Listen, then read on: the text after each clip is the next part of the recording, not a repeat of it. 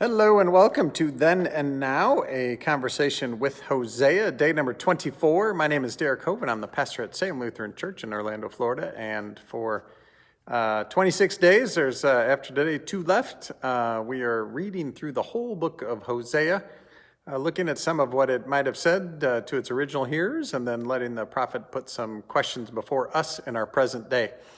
Throughout the book, we have seen that Hosea alternates between accusation against God's people for their lack of faith and for their unjust economics and practices in community, and then also words of hope that come that say God isn't done with them yet, and that whatever circumstances they're going to find themselves in because of their bad choices, that God will redeem and bring them home someday. Today, we read the first 8 verses of chapter 13, which land in the accusation side of that alternating back and forth. When Ephraim spoke, there was trembling. He was exalted in Israel, but he incurred guilt through Baal and died. And now they keep on sinning and make a cast image for themselves, idols of silver made according to their understanding. All of them the work of artisans. Sacrifice to these, they say. People are kissing calves.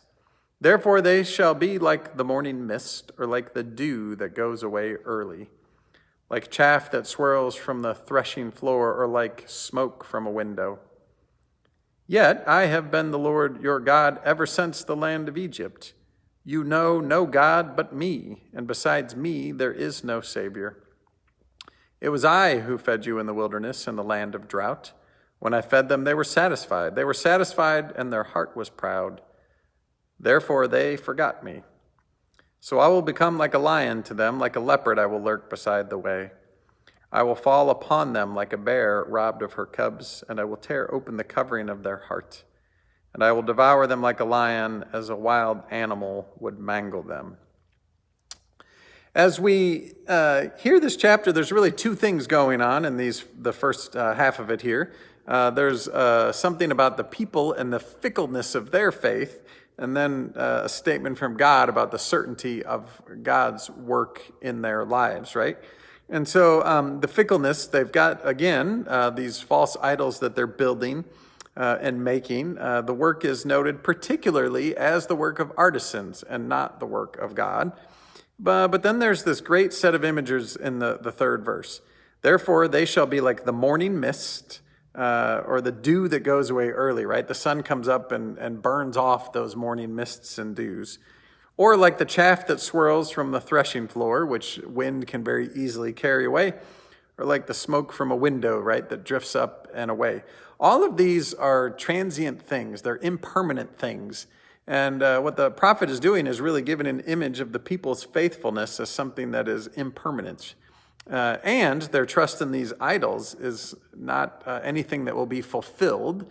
And so that trust will be disappointed, their hopes will be disappointed, and those 2 then become fickle. Then when we get to the 4th verse, we get this certainty from God. I have been the Lord your God since the land of Egypt. You know no God but me, and besides me there is no Savior. It's a definitive statement, right? Whereas the idols are made by artisans, this is God saying, this is who I am.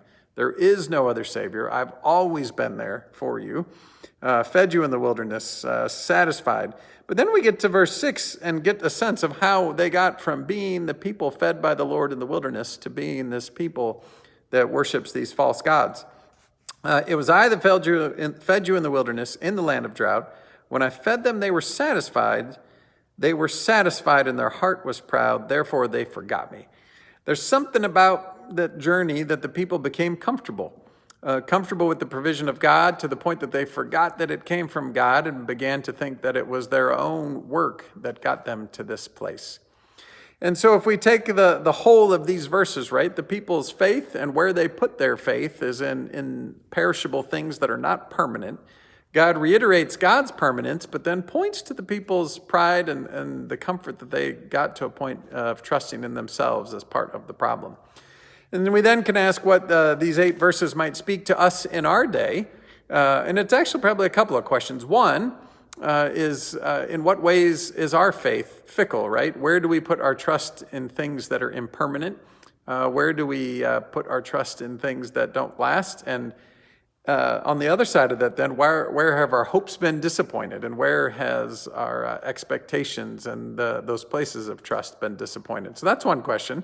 And then a question that goes with it is, if they got comfortable in trusting in their own work and thinking that they were responsible for their own growth and provision, in what ways do we get comfortable and trust in our own work and forget that it is God who provides those things?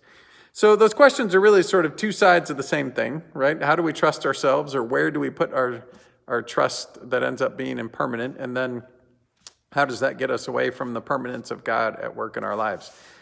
These are always tough questions because they take some introspection for us to really think about where we put our trust and where that trust has been disappointed, and that can be some painful reflection. So leave you to that and hope that reflection is prayerful as you go on this 24th day of our journey, and we'll be back again tomorrow with day 25. Thanks for being with me.